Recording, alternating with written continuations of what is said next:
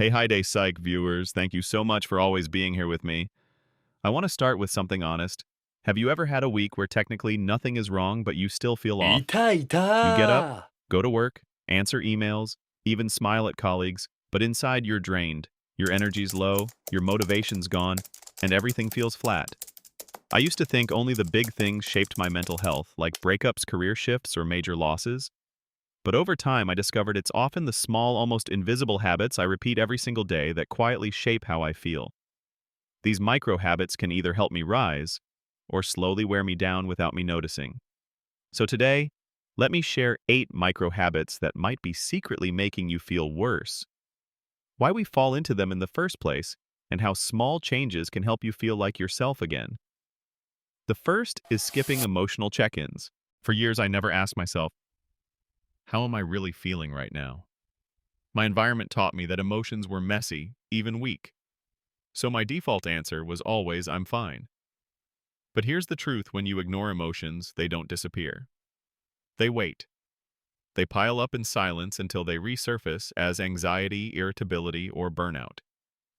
What helped me was journaling just one honest line a day and having a weekly check-in with a close friend. Emotions are not a weakness. They're information. The second is doom scrolling first thing in the morning. Why do we do this? It's partly dopamine. Our brain craves novelty. It's partly FOMO, the fear of missing out. For me, it became automatic. Grab my phone, flood my brain with bad news and perfect Instagram lives all before breakfast. And that set the tone for the entire day: stress, comparison, distraction. Swapping that scroll for stretching in the kitchen, soft music, or even silence gave me a calmer start. And then there's saying I'm fine when I'm not. This was my mask. I thought hiding my feelings kept me safe, but repressing emotions is not strength. It's silence. Psychology even shows it raises heart rate and blood pressure. I remember sitting at my desk, smiling politely at colleagues while inside I felt like I was drowning. The more I pretended, the more alone I felt. That was my first wake-up call. Pretending doesn't protect you. It isolates you. The fourth habit is mindless eating. In a fast-paced culture, food becomes background noise. I would eat lunch at my desk, scrolling emails, barely tasting anything. Sometimes I ate just to avoid feelings. But disconnecting from food meant disconnecting from the present moment. There's a Japanese phrase, ichigo ichi-e, one meaning. It reminded me to savor even the smallest moments, like a single bite of an apple. And studies show mindful eating is directly linked to better mental health. The fifth is saying yes when I wanted to say no. This one goes deep. Many of us were praised as children for being obedient, so we grew into adults who feared rejection.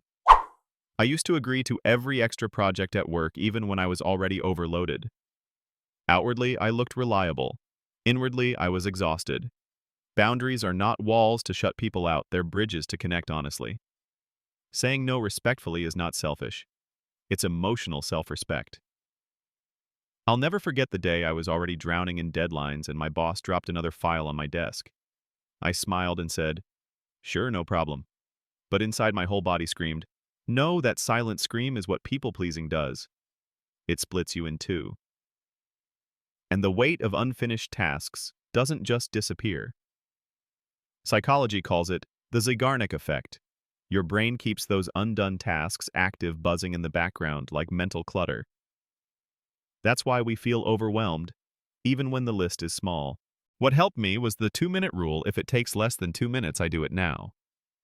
Tiny wins that clear my head. The seventh habit is comparing myself online. Humans are wired to measure themselves against others. It's called social comparison theory. But social media is a highlight reel. I'd sit in the office at lunch scrolling through pictures of dream vacations, glowing couples, shiny promotions, and suddenly my own life felt dull. Even when I knew it wasn't the full truth, I still felt behind. Taking breaks and curating my feed to follow people who inspire instead of pressure me was life-changing. And finally, forcing toxic positivity. We've all heard it: just stay positive. But when positivity is forced, it becomes toxic. I used to plaster gratitude over my sadness, hoping it would go away. But here's what I learned: you can be grateful and hurting. You can laugh and still feel lonely. Healing doesn't come from pretending. It comes from being honest. I remember staring at my phone one night, scrolling through perfect lives, telling myself, be positive, you should be grateful. But inside, I felt empty. And that emptiness only grew the more I forced myself to smile. That's when I realized real healing doesn't mean erasing pain. It means holding both truths, gratitude, and grief, joy, and sadness. That honesty is where healing begins. So if you recognize yourself in any of these habits, please know you're not alone. These patterns come from real psychological roots: fear of rejection, dopamine cravings, cultural pressure, survival instincts. You're not broken for falling into them. You're human. But you are powerful when you choose to change them. And that's the heart of this video.